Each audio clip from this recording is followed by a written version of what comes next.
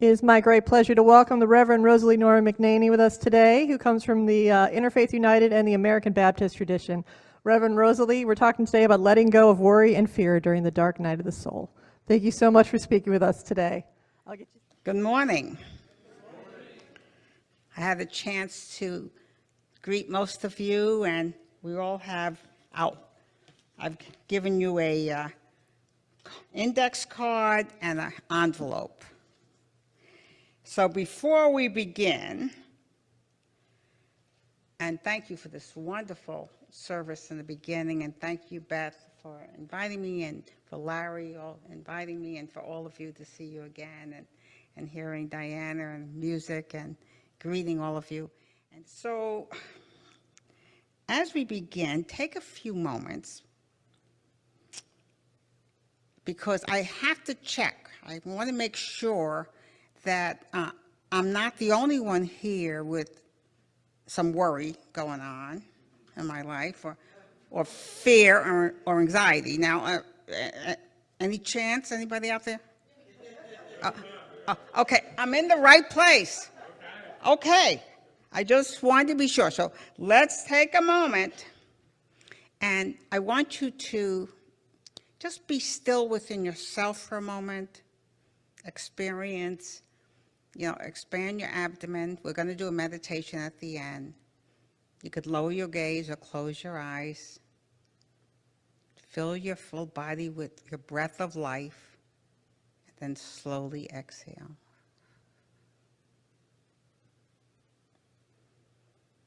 And as you do that, I want you to think about what is your deepest worry. What is always following you in your mind?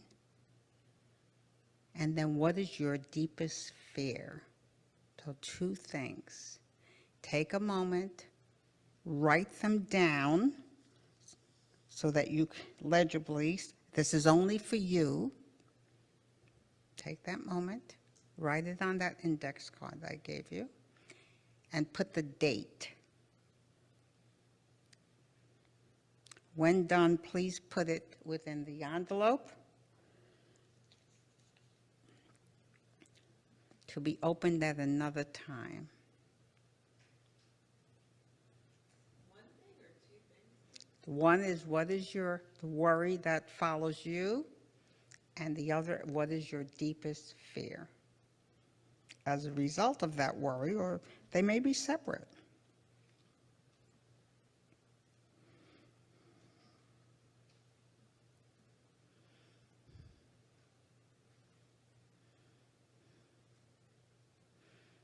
You're not going to be asked to share this. This is yours. And if you have a life partner, at your choice if you want to share it. But this is for you. And as you look up, I'll know you're ready, and I can start saying, don't worry, be happy.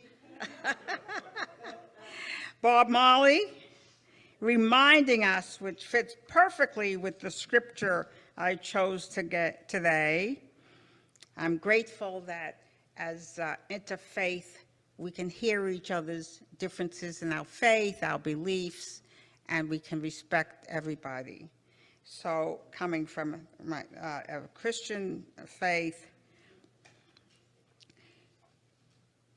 Jesus said in Matthew 6:25-34, "Do not worry. Therefore, I tell you not to worry about what to eat or drink, or about your body, what you will wear. Is life more than food? Look at the birds and how they fly." By the way, I look for readings that are not the regular readings you hear, translations, so that we can think differently. Look at the lilies of the field. They are clothed beautiful each day. Then he talks about, He says, do not worry about tomorrow.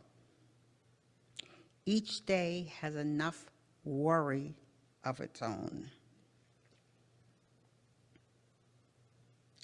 Now, the Buddhists also teach us that worry is an illusion created by fear and attachment. And the quote is, worry does not take away tomorrow's problems. It takes away today's peace. Another is, worry is like a rocking chair. It gives you something to do, but it gets you nowhere. Sit on that porch. Just feel rocking. I love rocking chairs.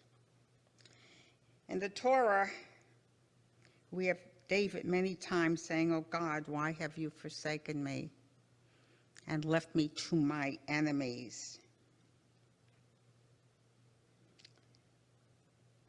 A Muslim quote is, for those who need for us to figure out what's going to happen everywhere, he says, but they plan and Allah plans, and Allah are the best of planners.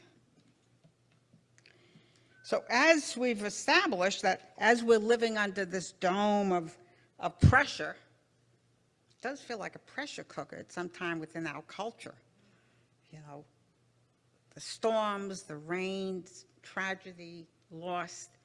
I mean, it feels, I feel like I'm in this whole area of so much, everything's going insane, out of control.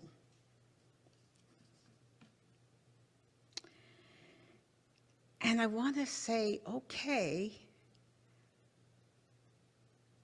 you know, I'm not going to worry. I'm going to have faith that it's going to all come together. And Jesus says, don't worry about tomorrow. But yet most of us spend our time thinking about what's going to happen. Do we have enough money for next week? Is there going to be, I've got to get that bill paid? What about those health results or the tests that I've had? Does anybody else have here, you know, something, you get this pain, and then you start even planning at the funeral, you know, like what everybody's going to be saying. Okay. And it was the pain that took her. And then we begin to realize, that's a little arthritis, or I slept the wrong way.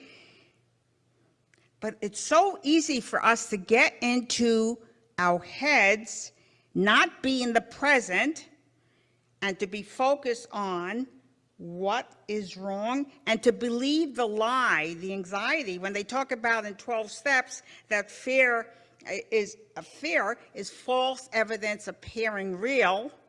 We can get caught in that because we want to know what's going to happen the next hour, the next day, the next year. And we're told over and over, and somebody's calling to tell us too, to stay in the day.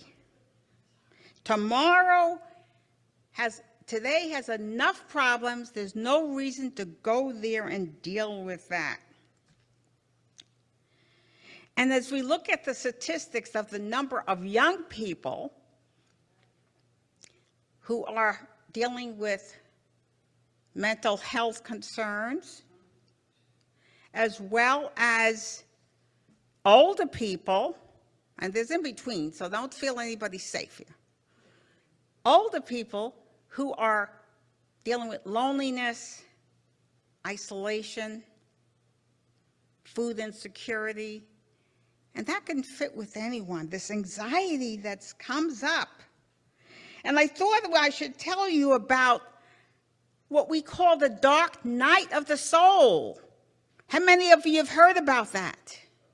The dark night of the soul. Thank you, it's so good to hear. And when I learned about it, with reading about Mother Teresa, who said she lived her whole life in the dark night of the soul. She said helping people. She'd put on a smile, and that helped her for a time, but she felt detached from the God who she felt was guiding her to feed and help people, to touch the leopard, to feed the child, to sit with the grieved. So there are others who have the dark night of the soul. But John the Cross, who's a mystic. Now, I am so glad. I think I can say mystic here because in some churches I'm preaching, people go. So I can say mystic. It's not scary. We have to stop being so afraid of things. Okay? And so he was a mystic, incredible, and I understand that with his spiritual director, who was Saint Teresa of Avila, he was small in stature, committed to his faith, and he was a Carmelite. Many of us think of the Carmelite nuns, who sadly had some tragedy because they wanted to stay to their order, they lost their lives. But there were monks as well, or friars, they were called at that time. So John the Cross was born in the 16th century, around 1542. He died, in December 14th, which is actually still a feast day for him. I think it was 16 in the 1600s. And he has something to teach us today, because the dark night of the soul came from him. And the poem that he wrote, I see you nodding your head, and I'm glad you know this, because I didn't know anything about him till I went to seminary, and that was almost 30 years ago. And we can always learn something. But I connected with him. Now by the way, they were called descaled because they didn't shod their feet. Okay, so here he is in Spain, and he's fighting for reform, after Luther had, he wanted reform in the Catholic Church. And guess what? His fellow monks didn't agree with him. So you do what every fellow monk does, and each of us do. We form resentments. We get angry. We're going to be fearful of them. So they kidnap him. They kidnap him, and they take him to Toledo, not Ohio, in Spain. They have a court, kangaroo court.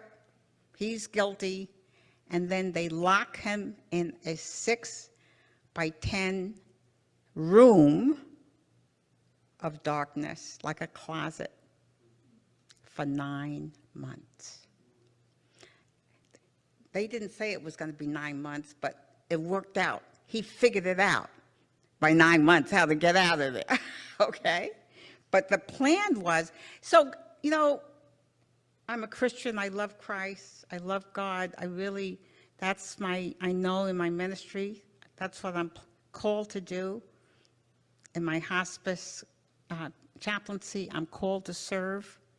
I'm also saddened by the blood that has been poured and taken because of Christianity.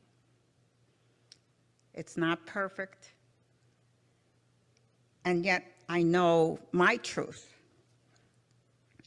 So here he is in the dark night of the soul, and he writes this poem, which is almost like the Song of Songs. There's this romance to it as well, this love, this unitive, the word unitive, as he becomes one with who he considers to be God, the same God that Mother Teresa felt totally detached from, forgotten.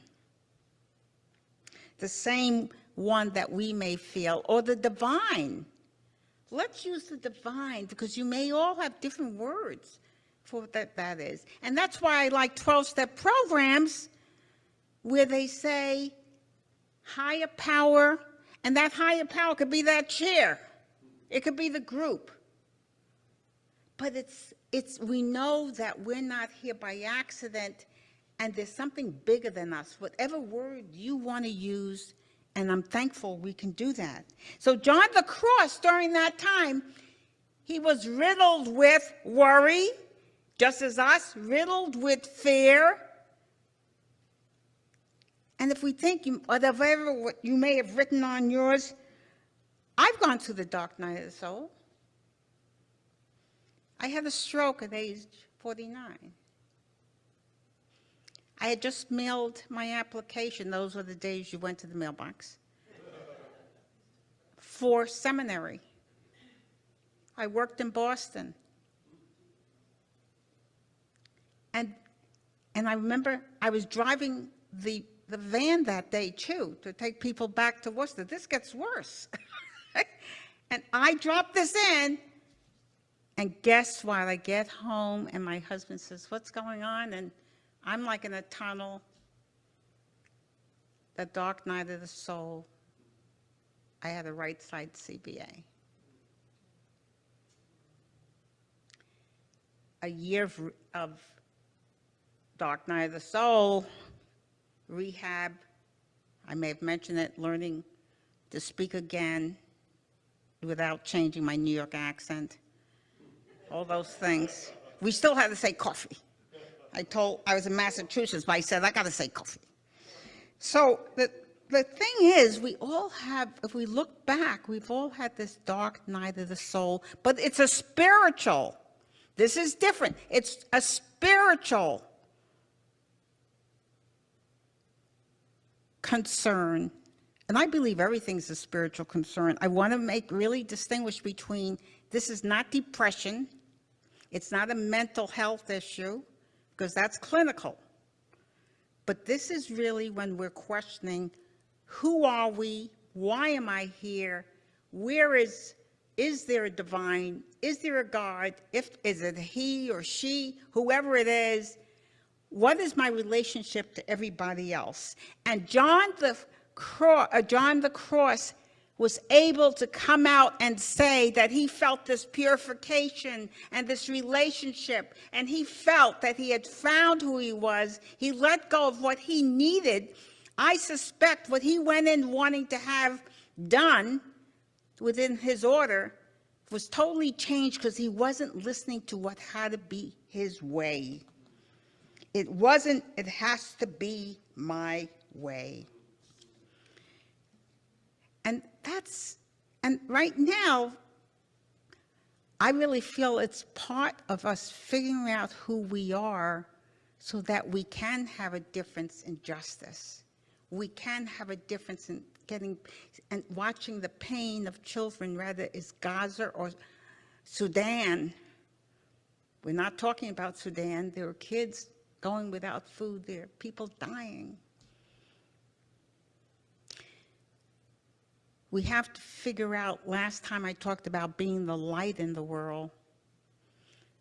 And that's what those 9 months offered to John of the cross. So he could let go of all the stuff and know what the divine wanted for him. So one of the things I've learned as a spiritual director, there's something called liminal space. Liminal space. When we're going through a difficult time, I ask my directees to look within, because there's something coming that's good. And like a butterfly, where you see that caterpillar, and even as we heard, as Michael shared, about how that song that began with all the birds, there's that moment, there's something within each of us, liminal space, where transformation is waiting to happen. And just like that, the caterpillar, which I used to love collecting, just as they're wrestling and going through the chrysalis, and to being transformed, we actually are becoming like that. And that's why it feels all this desolation. It happens in 12-step programs when somebody's moving from alcoholism to being free, from substance abuse to being free of substances. For me, from certain things I can't eat. That's why I'm in a food program, because it takes me off to a whole nother spin, and I can't be who God's calling me to be. But in that darkness, if you stay with it, in that liminal space, there's light, there's transformation. And just as the butterfly comes, and there's colors, and there's beauty, and there's possibility, and there's flying, you're able to lift and be who you are. The divine is calling you to that, to allow that desolation to a point of consolation, to a point of peace, to a point of gratitude, to a point of knowing. And Michael, you didn't know you're going to be part of my sermon today, because when he started saying about the sparrow singing, I couldn't help, I wrote down, it says, why do you feel discouraged? The song, his eyes are on the sparrow. And for us to remember during that dark night of the soul, to surrender, find people who can align with you, to pray with you, to listen. And when you pray, listen. And pray doesn't mean whatever form you do. It could be a sigh, it could be help, it can be thank you. But listen to what that answer is. And to trust, and then to follow through with the compassion, to show others, to show it to yourself.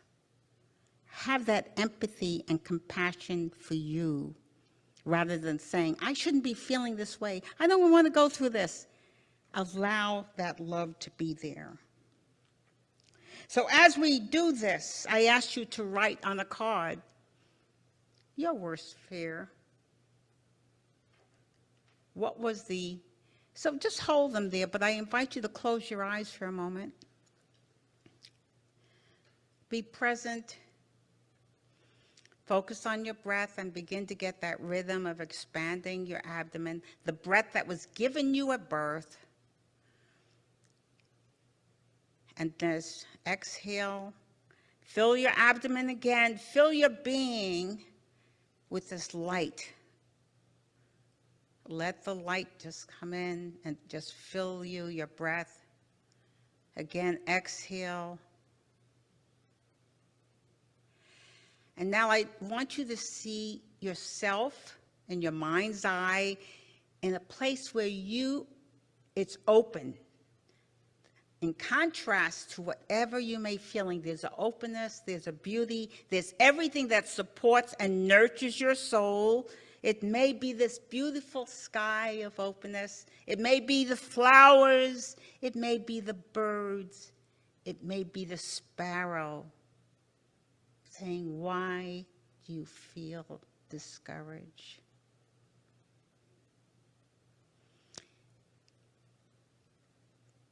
There may be hope. So see yourself with what was your fear. See yourself, that worry you have. And see yourself taking it, opening hands ready to receive as well as to let go. Letting it be there, knowing that all things are possible through your Creator, the divine, the divinity that is in you, and trusting, just letting it be available to let go, and have a time of gratitude.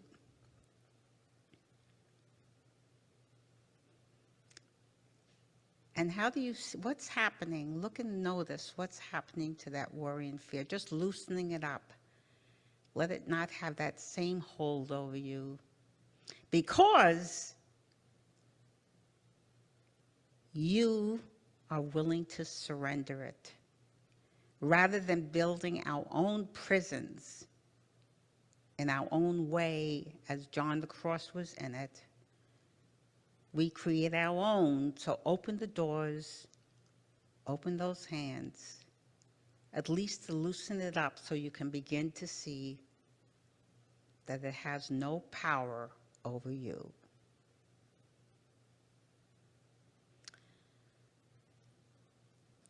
We thank you, our loving Creator, for knowing us each by name, by holding us, carrying us when needed, by whispering into our ears and into our hearts and spirit. Loving Spirit, fall afresh on each of us here. And we trust and depend on you. We thank you in the name of God, known by many names, and for me, for Jesus, my Lord and Savior. But by whatever name we have, may we know that God, our divine, is love. May you feel that love pouring over you and cascading upon you as if just waters flowing, blessings. May that love flow through you, fill you, so that you can share it with others. Amen. You please hold them. You have a date on there. You can, and let it sit for a while. Put it in a sacred place at home. And as you feel, when you feel you need this to see, where are you at? Maybe a month from now or now. Open it then, okay? And meanwhile, become aware. Do some care spotting. Some spotting of the divine each day in your life, like the ones we heard from people that shared this morning. Do some God spotting. Call it whatever you want, divine spot, whatever, higher power, a pet spotting, whatever it is. Whatever is love, that's what you want. Yes. Okay, Amen. thank you. Thank you.